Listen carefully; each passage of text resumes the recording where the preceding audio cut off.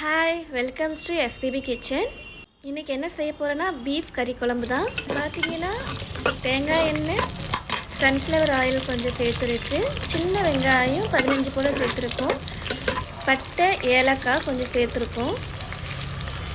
அது நல்லா வதக்கிட்டு இப்போ இஞ்சி பூண்டு பேஸ்ட்டு 3 டீஸ்பூன் எடுத்துருக்கோம், 2 டீஸ்பூன் தயிர். இது எண்ணெயிலே நல்லா வதக்கிப்போம். இப்போ ரம்ப இலை சேர்த்துருக்கோம், 2 கருவேப்பிலை காம்போட, ஒரு பச்சை மிளகா, தேங்காய் எண்ணெய்னால இவ்வளோ நுர தள்ளி வருது, ஒரு தக்காளி,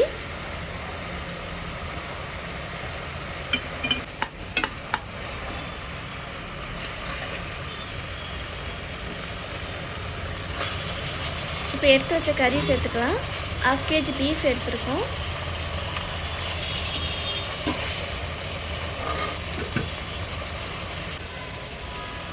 இப்போ கட் பண்ணி வச்ச ஒரு மீடியம் சைஸ் பெல்லாரி வெங்காயத்தை இதோடு சேர்த்துப்போம். இது வீட்லேயே அரைச்ச கறி மசாலா. இந்த ஒரு தூள் போட்டால் போதும், வேறு மஞ்சத்தூள் சில்லி பவுடர் எதுவும் சேர்க்க தேவையில்லை. இதுலேயே எல்லாமே இருக்குது, பட்டை கிராம்பு ஏலக்காய் கசகசா. இப்போ தேவையான உப்பு கொஞ்சம் சேர்த்துப்போம்.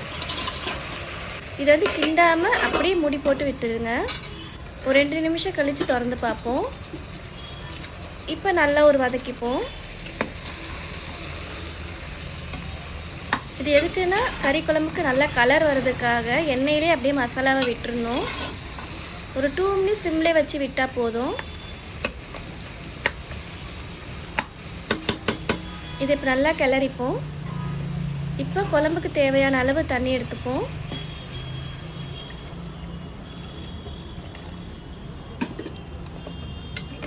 இப்போ இதை விசில் விட்டுருவோம். எங்களுக்கு பார்த்தீங்கன்னா 10 விசிலுக்கிட்ட வேக விடுவோம். உங்கள் விசிலுக்கு ஏற்ற மாதிரி, உங்கள் குக்கருக்கு ஏற்ற மாதிரி விசில் விட்டுக்கோங்க நீங்கள் கறி வேகிறதுக்கு.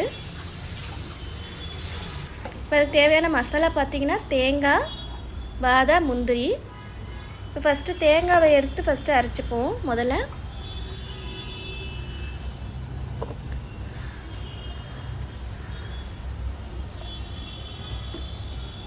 இதை அரைச்சதுக்கப்புறம் பாதாம் முந்திரி சேர்த்துப்போம். தோல் நீக்கிய பாதாம் பேஸ்ட் ரெடி பண்ணியாச்சு. இப்போ குழம்பு விசில் விட்டு எடுத்தாச்சு. இப்போ இதில் கட் பண்ணி வச்ச ஒரு முழு உருளைக்கிழங்கு சேர்த்துக்கலாம்.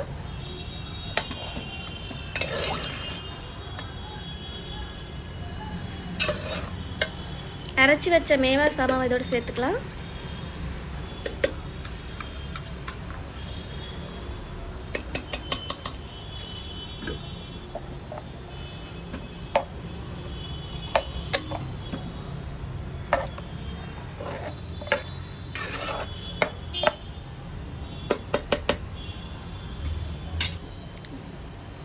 கொத்தமல்லி தூவிப்போம்.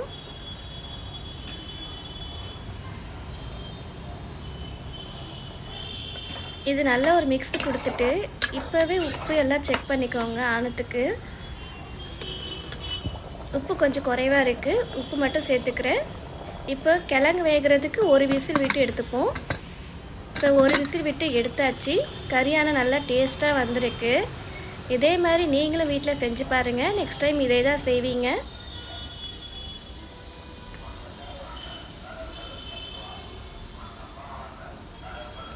சுவையான பீஃப் கறியானும் ரெடி ஆகிடுச்சு.